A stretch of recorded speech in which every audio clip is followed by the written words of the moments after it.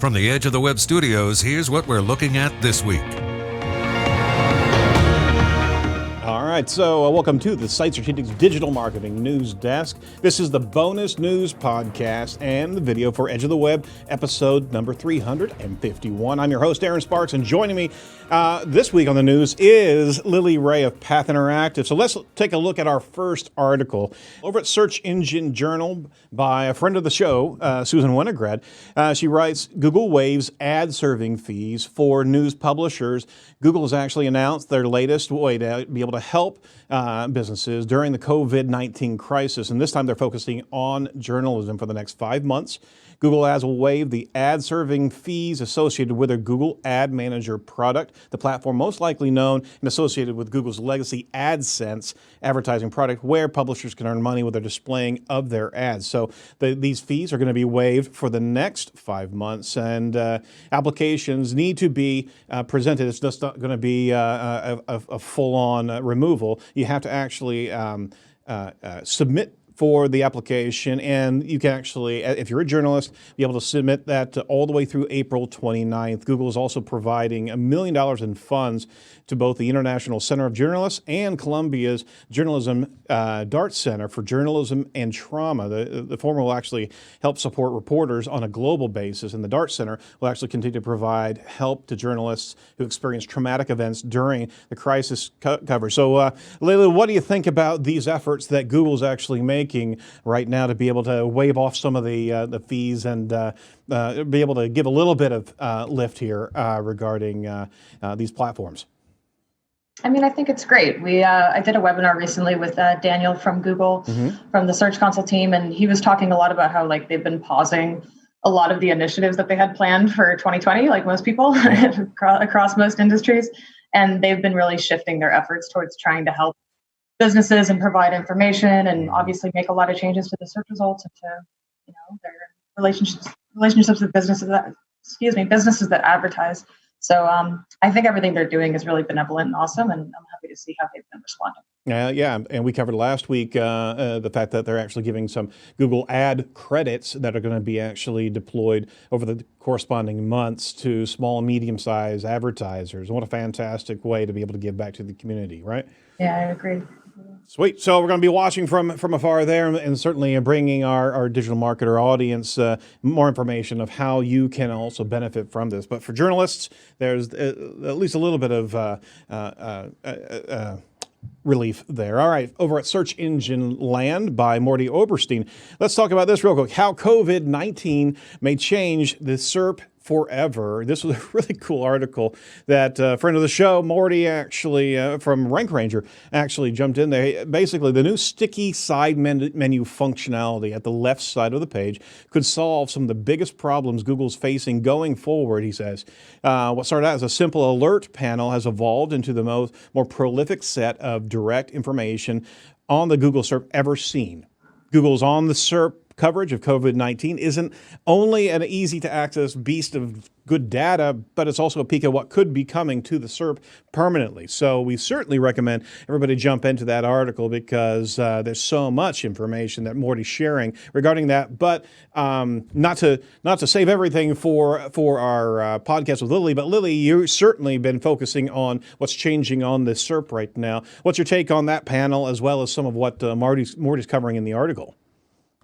Yeah, I think it's an interesting idea. I don't know if Google's given us any indication that this is permanent, but Mordy does present a lot of interesting ideas about how that panel might be utilized in the future. I think people have over time requested this kind of feature from Google in many cases.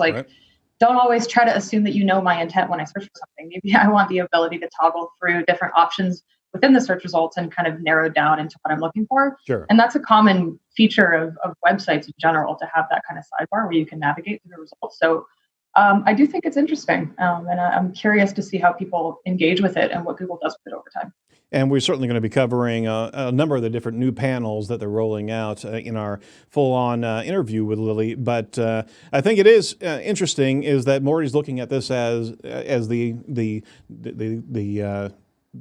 I guess focused on a multifaceted SERP environment where you have a good deal more interactivity. We've already experienced that with the knowledge panels and the Google My Business platforms and the panels that are coming through, but we are now really interacting with Google in a whole nother level as if that SERP itself was a website unto itself. That's what's starting to kind of bubble up to the surface here, right? Yeah, exactly. And, when it comes to coronavirus content in general, Google doesn't want to show every publisher on the web for these types of queries, right? Mm-hmm. They have a small selection of publishers and websites that they want to pull the information from, especially as it relates to pulling it directly into the search results. Right. So I think by having these different types of features, they're almost like limiting the amount of content that can be displayed there, because they don't want every health publisher on the internet to be able to rank for these types of queries in order to prevent misinformation.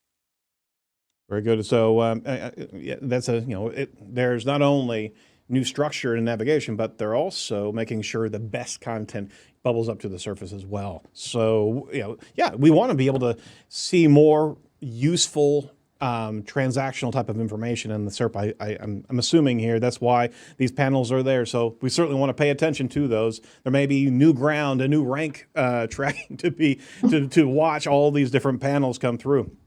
All right, for our last article from Barry Schwartz, and we always want to lift up him whenever he's saying, and he's constantly giving back to the community in the SEO world. From SEO Roundtable, a Google search algorithm ranking update possibly around April 16th. So his take on this is last Thursday, around April 16th, there may have been a Google search engine ranking update. There's 100% chatter, and some of the rank checking tools noticed blips and changes on that day. Google's not confirmed any update, but there may have been a small one. Now, we're certainly aware of one that happened about 3 weeks ago, and it truly was a huge change for the medical community, medical industry. There's a huge volatility spike. So now, Lily, you pay attention to the same monitors that we all do regularly.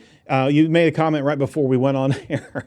So share with us, where are we now in the world of changes in the Google SERP? Yeah, so as far as looking at algorithm updates day to day, it's been really challenging because there's so many moving pieces right now that, to say, was there an algorithm update today? I think almost every day there's been numerous algorithm updates. Right.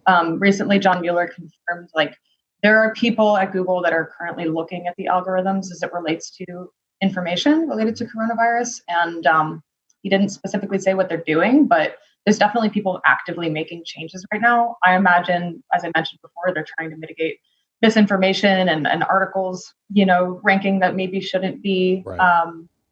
And then also just there's drastic changes in search behavior, like we're going to talk about today, that I think it's almost impossible to say whether something's algorithmic or whether it's just changes in search demand, which we're seeing a lot of. So if someone's, if millions of users are suddenly demanding something new, which has happened many times over the past couple of weeks, that's going to be reflected in how sites are ranking. Absolutely. So it could just be some of that as well. Absolutely. In our tools, and there's some great platforms and monitoring tools out there.